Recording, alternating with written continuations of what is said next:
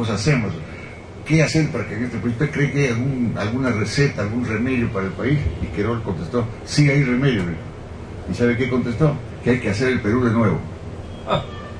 No es muy alentador, por cierto. Bueno. O contestaríamos de pronto como el expresidente de la República, Alejandro Toledo, en las entrevistas: estamos fritos pescaditos, es lo que Sí, es. sí, así es. Le preguntaba, doctor, agradeciéndole su presencia, que será la primera de una serie de hechos por hacer, porque son muchas las curiosidades, son muchas las lecciones que yo creo que usted puede darnos a los radioyentes y a nosotros mismos. ¿Cuáles son sus proyectos inmediatos? Entiendo que usted está trabajando algo así como una memoria. Bueno, propiamente no es memoria, porque memoria abarcaría toda la vida personal, pública y privada y todo, ¿no es cierto? Y eso es muy cansado y a nadie le interesa mi vida privada, pues probablemente. Pero sí es un testimonio político, amplio, un testimonio político que yo lo tengo terminado y espero encontrar una buena editora para publicar, que es la vida política desde mi adolescencia hasta el día que me aparté del partido político, incluyendo mis experiencias de estos últimos años, que ya no estoy en la función pública. Tiene copia, ¿no? Tiene una copia en algún sitio seguro. No, yo tengo el trabajo ya terminado, sí. No, me decía porque hoy se pierden por los documentos, se pierden los USB, se pierden yo tengo la experiencia en memoria. eso. No se olvide usted que en 1970 la dictadura de Velasco me confiscó mi libro Contrabando y todo el mundo creyó que se perdieron, pues yo no, pues, sin embargo, yo tenía 2 o 3 copias enterradas y ocultos en muchos sitios, de manera que por eso en 1976 pude publicar el libro y salió pues poco. Yo le agradezco mucho a Velasco por eso, ¿sabe usted por qué? Porque se convirtió en mi principal promotor y gracias a él se vendió 40.000 libros. Ahí sí se pudo hacer un poco de cosas con ese libro. Las jóvenes generaciones deben saber que don Víctor fue parlamentario durante 1963-68, creo que fue su primera diputación, y usted conformó parte de una comisión que acusó directamente o que denunció directamente el contrabando, en la cual había personajes del mundo militar, y que usted escribió un libro que se llamó Contrabando. Y ese libro es al que usted está haciendo referencia, un libro que fue capturado, que fue obliterado, que fue sacado de la publicidad. Y usted fue objeto además de hostilización, persecución, de alguna manera. Sí, creo que no tanto, exageraría si diga, no he recibido mayores amenazas. Bien, amenazas eran mis hijos, los chicos, niños eran todavía menores, ¿no? Pero yo personalmente no.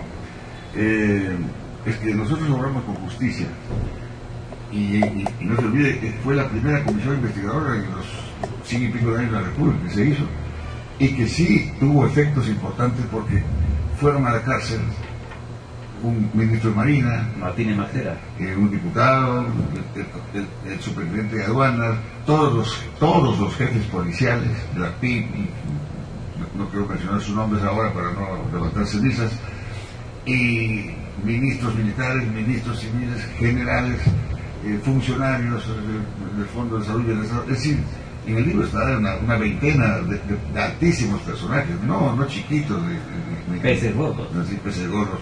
Y se obró, y esa comisión trabajó mucho gracias no solo a mi presencia, sino a la magnífica colaboración de sus miembros, sus integrantes que han sido verdaderos personajes que han trabajado con una devoción formidable. Bueno, eso fue. Y como ese libro comprometía al propio Velasco, que naturalmente se le descubrió que había llegado al Callao 80 fardos de mercancía de contrabando, de mercancía suntuaria, a nombre de la Comandancia General del Ejército, con el nombre de paracaídas, material de guerra, pero no eran paracaídas ni material de guerra, era contrabando. Y el comandante general del ejército en ese momento era Velasco. El golpe se produjo poco tiempito después. En fin, la historia es muy larga. De ahí he seguido escribiendo todos los libros que ustedes ya conocen sobre diferentes temas, pero fundamentalmente sobre el problema gravísimo que afecta a este país y sobre qué es la corrupción.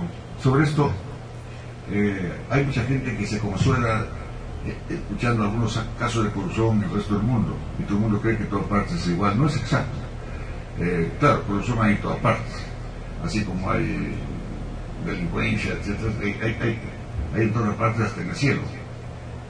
El poeta César Moro, que hace 50 años dijo una cosa muy interesante, me gusta repetirla. Cuando a él le decían, mire usted, pero ¿por qué se habla tanto de la corrupción en el Perú? Porque en todas partes se cuecen habas, decía, ¿no? Y entonces César Moro contestó, a mí me gusta repetir esa frase, sí señor, en todas partes se cuecen habas, lo que pasa es que en el Perú solamente se cuece habas. Es decir, lo que aquí es la generalidad, en otros lugares es la excepción, esa es la cosa. Y aquí está pues por usted toda la cabeza de la corrupción. Doctor Baldassalla, usted en su calidad de intelectual, con amplia experiencia, acaba de mencionar el libro Contrabando, donde estaban involucradas muchísimas personalidades de aquella época. Una pregunta de rigor, ¿sí? ¿Se puede vivir de escribir libros? ¿Es posible?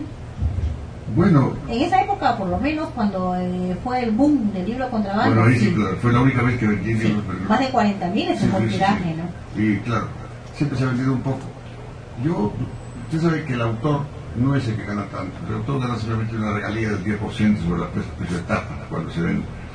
No se puede vivir de libros, menos en este país, a menos que me ponga a escribir sobre cosas truculentas, como dije en ese momento, ¿no? Bueno, esos libros sí se venden, cosas que no educan, sino que más bien Contribuyen deforman la mentalidad de los niños, la juventud, bueno.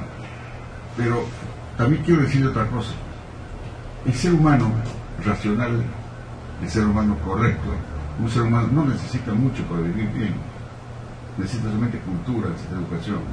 Yo he sido profesor en las universidades y tengo una pequeña pensión, y con esas cosas juntando, pues, me sirve para vivir, porque el hombre no necesita mucho para vivir, excepto cuando se ingresa al club de los sibaritas, de los sibaritas, de los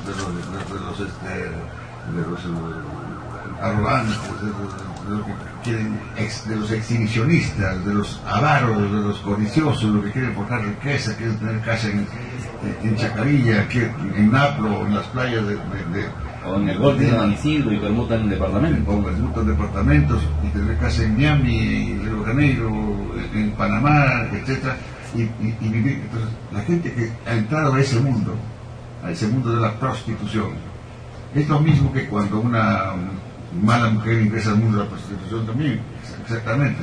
Entonces, en la política también hay prostitución. Entonces, contestando su pregunta, a mí no me preocupa mucho el dinero, porque yo vivo en una casa alquilada, pago una modesta merced conductiva, y no necesita el hombre mucho dinero para vivir decorosamente, con lujo no, pero ¿para qué con lujo? Bueno, sin lugar a dudas, lo mejor que tiene el hombre es precisamente el hecho de ser libre. Y la verdadera libertad, ya lo decían algunos clásicos, es el verdadero conocimiento de la necesidad que usted tenga en ese momento. Claro, claro. Mientras menos necesidades tengamos de pronto, más libres somos. Sí, pues así es. El hombre no necesita sino cuidar su salud, tener una buena vida, un buen método para vivir, leer bastante, dedicarse y ejercitar no solamente el cuerpo físicamente, sino ejercitar el cerebro, que es importante, ¿no? Entonces, pero el hombre vicioso, el hombre que quiere tener 3, 4, 5 casas, 3, 4, 5 hogares, dinero, exhibirse, etcétera, etcétera, termina mal, comienza mal y termina mal. Y una vez que ingresa al mundo de la corrupción política, ya no sale. Es como los narcotraficantes, imposible. Entonces, entre ellos ya no pueden salir. Entonces se acusan, lo que está pasando ahora. Pero que uno acusa al otro, entonces, y esto va a terminar en un rompanfilas, sinceramente, ¿no? La sartén le dice a la olla no me tiznes y viceversa, ¿no? Sí, entonces el uno sale de la olla y se cae la sartén, ¿no? 4:47 minutos. Tenemos algunas